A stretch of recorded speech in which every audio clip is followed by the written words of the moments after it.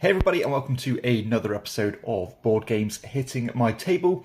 This is where I take a look at all of the games that I have been playing over the last couple of weeks. This episode covering the second half of August 2024. And I've had some good sessions, so I've got lots of good games to talk about, big and small. But before I get started on the games, I want to give a shout out to the show's sponsor, KIENDA.co.uk, who are my go-to online retailer. And if you use the link in the show notes or the QR code, then you can get 5% off your first order. But let's start with one of the heavy hitters of the bunch. This is Bonfire. Been a while since I got Bonfire to the table. One of the lesser talked about Stefan Feld games. It's one of his more recent ones, and it certainly feels like a Feld, a very kind of esoteric, mechanisms driven, as you are basically traversing around this board, collecting these missions, then trying to complete these missions on your personal board, using these action tiles, and there's kind of like a tile placement mechanism to get your actions, lots of different kind of mini games that synergize with each other. Now, notoriously, I am terrible at this game. I think every performance before this most recent one has been an absolute mess. But this time, it seemed to have come together a bit better for me. I think I might have just about squeezed the win, despite having a bit of a rocky start.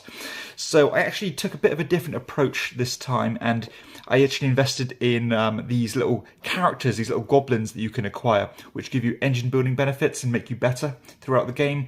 And I think the first move I made was to take one of these characters that let me put these portals down in reverse order. So normally you are basically building up your board to create this pathway, sending these little spirits down to get points. But the game kind of challenges you by forcing you to build from right to left, which is kind of the counterintuitive way. And this character I had let you do it reverse way, which made it a lot more efficient and a lot easier to get points through that method. And it ended up just getting me the win. I thoroughly enjoyed this two-player game. Well, this is a 2 to 4 player game, but it was a 2-player game that I played. And yeah, it actually plays remarkably fast as well. I think I played it in about 75 minutes and enjoyed every second of it. So that is Bonfire. Been a favourite of mine for quite some time now, since it came out really. Let's go on to some smaller games. So I played a quick game of Gap just to finish a games day. A very cool little filler game where you're trying to collect these cards through this interesting system where if you're playing a card and it matches one of the numbers, you collect those numbers. If it's adjacent to the other numbers, then you get to pick up kind of a high one, a lower one. And you can even shed cards if none of those criteria are matched. And basically, the scoring system is quite interesting because your biggest pile or piles will be positive points, but your smallest piles of cards, as in the suit types, will be negative points. So you want to either keep them perfectly balanced or have a runaway lead and just suffer a few negative points. I think this one went quite well for me. I actually play it quite differently than the rules suggest. I normally play just a fixed number of rounds rather than playing until a certain amount of points, because the game can drag its heels if you play the recommended way. I played a silly game of Pusheen, a little stacking game. I did criticise this one because the cards and the tiles themselves are misprinted, which is a fundamental part of the game. But still, the stacking system is actually a lot of fun. I revisited Cascadito. So I was lukewarm at best on the original Cascadero, which was unfortunately one of my most anticipated games of the year. The roll and write version, this version here, Cascadito, I think is better because it's more succinct. And the mechanisms actually lend themselves really well to a roll and write style game. I have to admit though, I'm still not bowled over with it. I think it's definitely a better version. I'd still give it, a 6 out of 10. But it's just not what I wanted it to be, sadly. So I think I'm going to be parting with this one because there are so many better Knizia games out there. But I can see why people would like it. It just feels a little bit clunky at times. And I think the objectives, I think the objectives don't make it seem like a fast and breezy game because they're not that easy to achieve. And that is one of the end game triggers. So it can drag its heels a bit as well. And you can get a bit too much done. So that is Cascadito. A game I've been loving and playing the hell out of, that is Katarenga. So I've been playing lots of games of this kind of chess variant. as you are trying to get these pawns of your colour kind of over to your opponent's side and then beyond. And if you are the first player to do that twice, then you'll be the victor. But unlike chess, all these pieces are the same and will have moves dictated by the tile they are on, or the colour that they are on. So for example, the yellow pieces let you go diagonally, and the blue pieces kind of act like a king and you can go one space in any direction. The red ones let you go as far as you want, kind of horizontally or vertically, and so on. So the game is always kind of in a dynamic state, and you're always assessing the board and trying to analyse your optimal moves. I love this one. I think it's absolutely fantastic and one of the best two-player games I've played this year. And that's saying something because I've played a ton of brilliant two-player games. Up there with my favourite abstract strategy games. It is amazing. I have given a quick play of Harmonies, probably the trickiest game of Harmonies that I've played. Normally I find these games tend to flow for me and just fall into position as I'm trying to achieve all these objectives. This one, those cards weren't gelling as well for me as usual, but I still thoroughly enjoyed the gameplay. And I love that fact that you have these objective cards that you're trying to achieve by building these patterns, but you don't have to fully rely on these because there are permanent ways of scoring points through these kind of habitat cards, or the actual the scoring cards themselves, which will score you points based on building big trees or mountainscapes or the longest rivers. So there's always a plan B, and that plan B can actually kind of switch into a plan A should the other ones not be optimal to go towards. But this is a lovely game. It's done very well since it's come out, and I can certainly see why, and I agree with why it has done well, because I actually love it myself too. So Harmonies, a brilliant game, definitely worth the hype in my opinion. Back to an old favourite now. I played a quick game of Rapido. Lovely little push your luck basically dice rolling game as you're trying to climb the staircase by not going bust and rolling these X's on these dice. Just trying to have high numbers, lock yourself in place and move up the staircase, or roll doubles. So very straightforward, but still my favourite push your luck game by far, and I've never had a bad game of Rapido. More Knizia now. I played a 3-player game of Chin, a very tight game that we played. Came down right to the wire. I'm normally pretty good at this game. I wasn't so good this time because my very crucial mistake cost me the game really, or cost several of us the game. So basically you are trying to create these groups of certain coloured tiles and shed these pagodas. Now, the bigger the groups, you normally get rid of more pagodas, but you can also connect to these towns which will let you shed more pagodas. So it has a race aspect to the game, and I very foolishly left an opening with two half tiles, and then somebody just snuck in and placed that perfect matching tile and got rid of their last two pagodas. So very foolish move. I should have done something else. But hindsight is 2020, and I thought that my opponent wouldn't have that exact tile just by taking a chance. But still, this is one of the best kind of richness to breeziness to game length games that I've played. It's very fast, only about a 20-minute game. Good decisions, good kind of hand management through that tile system. And yeah, I just love the seizing opportunities, kind of encroaching onto the other players' areas and taking their pagodas and just racing to get everything done. Brilliant game, one of the best. That is Chin. On to the more Eurocentric games now. I played a 2-player game of Bora Bora. So it's been very nice getting these classic Felds back to the table. Definitely one of my favourite designers, if not my favourite designer. Always look forward to what Feld puts out. And going back to Bora Bora, it was just such a nice reminder as to why this guy is such a great designer.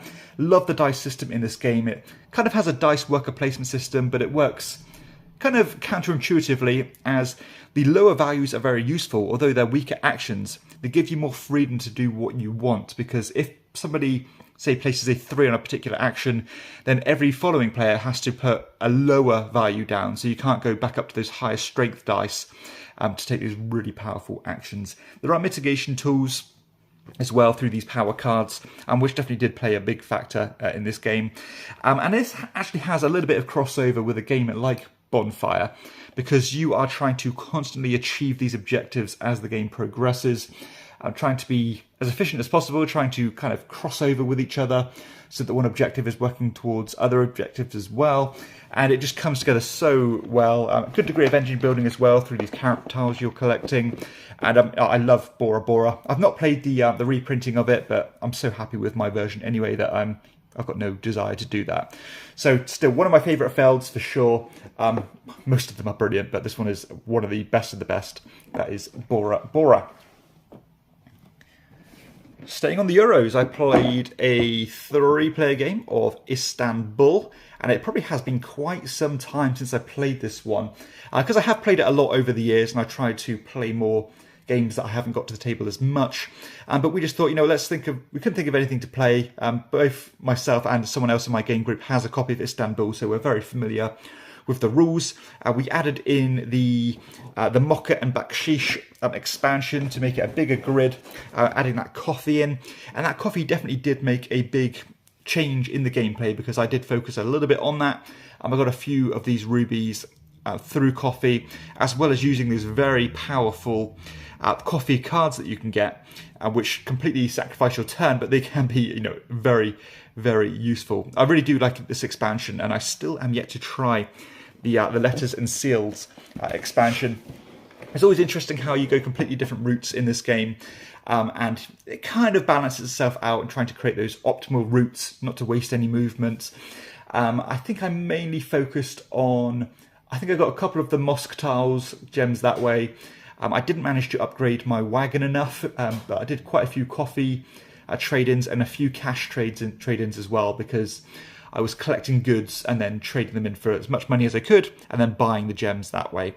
I actually noticed I played a rule wrong as well over all these years, where when you buy these mosque tiles in the game, I thought you had to spend all those goods in order to acquire them, but you actually only need to spend one but have the rest. So it made it a little bit faster in that respect too. But still, classic game, Istanbul. Also played a 4-player game, I believe, of Claim It. Very cool push-your-luck game with the area control added into it as well, where you are again rolling 3 dice. One is going to associate to the vertical axes, one's going to be the horizontal axes, and the other one is going to associate to these little caps that you can put on that particular spot. And as you can imagine, if you cannot fit these dice into one of those categories, or each one into each of those categories, then you'll go bust. And as the board populates, people will be permanently claiming these regions where you cannot steal them off those players any longer, meaning that the likelihood to go bust goes up and up and up. But I also do like the fact that you are trying to chain your particular colours together, meaning that there's this constant back and forth trying to grab particular spots and trying to break up other players' groups of their caps as well. Now, gameplay, I really do enjoy it. I suppose my only real nitpick is the fact that when it's not your turn, it can take quite a long time for it to come back to your turn. It has that similar feel to a game like Can't Stop, where you're not really that invested when it's not your turn. My biggest gripe with this game is that it does take quite a long time, because the endgame trigger it varies from game to game. It's all about getting these permanent lock-ins on the board, and it can take some time to do that. So I think this most recent play did really, put a spotlight on how long this game can take. It does drag its heels at time. We actually had to house rule it and say, we'll lower that limit to make the game come to a quicker end. Now, I still did really enjoy the gameplay, and the kind of crescendo of the gameplay does shine through as the game progresses, because it gets more and more exciting. But I think it's just a little bit too slow, and I'd probably rather play a game like Rapido. So I don't think this one's going to be staying much longer for those reasons. I want my push-your-luck games to be a little bit faster to play. I also played a 4-player game, and I have to say 4-player game is now my new favourite player count for Acropolis. This one of my favourite games from a couple of years ago now, trying to build this kind of townscape. It's very abstracted, but of these kind of 3 hex tiles, and you are trying to score points based on the different colours. So, for example, the blues want to be in the biggest groups, the oranges want to be on the edge of the board, the yellows want to be isolated from other yellows, and so on. So they all have their own little scoring condition. But you also score points and are incentivized to build upwards not only to get these stone pieces so that you can skip over tiles that you don't want and get the exact ones that you do want, but also because your multipliers are increased as you build upwards. So it can sometimes become very useful to build up and even cover over other useful tiles to get even more points.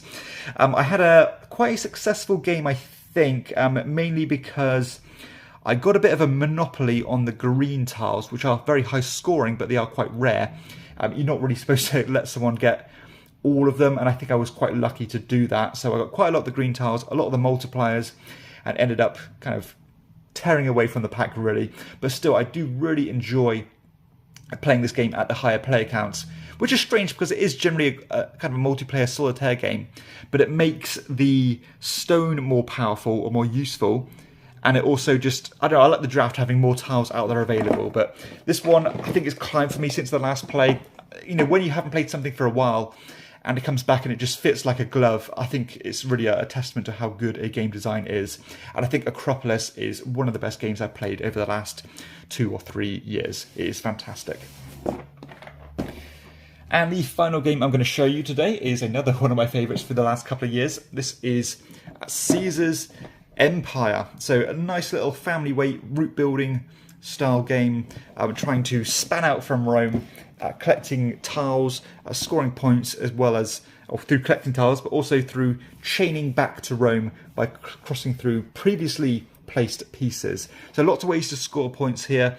Again, I love playing these games at higher player counts. I normally play it at 3 players or 2 players, but when I do get 4 player games to the table, it seems like the whole feel of the game just changes, and I do enjoy that. But still, very straightforward gameplay. I can't quite remember how the gameplay went, but it's just an excellent design, almost an evergreen feeling game that should be up there with the really highly touted gateway style games like Ticket to Ride. I think this game is leagues above a game like Ticket to Ride, but it is maybe a little bit overproduced, which made it quite expensive. So maybe that's been a bit of a barrier for some people. But love this one. It is an amazing game. That is Caesar's Empire. I also played a couple of, well, in fact, I played all of the GIF series, but I'm probably not going to show you them every time I make these videos because I play them a lot. So that's it, really. That's all of the games that I have been playing. As you can see, games big and small. Favourites, recent favourites as well as old favourites like Istanbul, Bora Bora, even the Knizias like Chin, Cascadito and so on, and even like brand new games like Harmonies have been a blast to play as well. So hopefully you've enjoyed the video. If you have, please be sure to hit like and subscribe to the channel and check out my other content too. But for everybody else, I'll see you next time on Chairman of the Board. Bye bye.